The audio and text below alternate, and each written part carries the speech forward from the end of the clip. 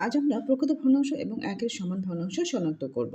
তো এখানে কিছু ভগ্নাংশ দেওয়া আছে, কোনটি প্রকৃত ভগ্নাংশ এবং একের সমান ভগ্নাংশ আমরা এখানে লিখব। তো প্রকৃত ভগ্নাংশ হলো যে ভগ্নাংশের হর বড় লব ছোট, সেটা হলো প্রকৃত ভগ্নাংশ। তাহলে আমরা দেখতে পাচ্ছি 3 ভাগের 2 ভাগ, এটা হলো প্রকৃত ভগ্নাংশ।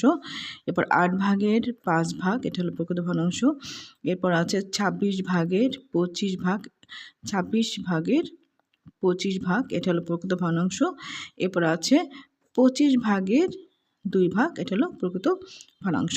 এরপর আমরা দেখব একের সমান ভগ্নাংশ।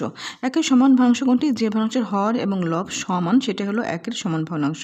সেখানে আছে 4 ভাগের 4 ভাগ, এটা একের সমান ভগ্নাংশ। এরপর আছে 1 ভাগের 1 ভাগ, এটা হলো একের সমান ভগ্নাংশ। তো আমরা এখানে দেখতে পাচ্ছি আরেকটি ভগ্নাংশ রয়ে গেছে 12 ভাগে 13 ভাগ। এটা প্রকৃত ভগ্নাংশ নয়, একের সমান ভগ্নাংশ নয়, এটা হলো অপ্রকৃত ভগ্নাংশ। যেহেতু আমরা প্রকৃত এবং একের সমান ভগ্নাংশ নির্ণয় করবো, তাই এটা আমরা বাদ দিয়ে দিলাম। ধন্যবাদ।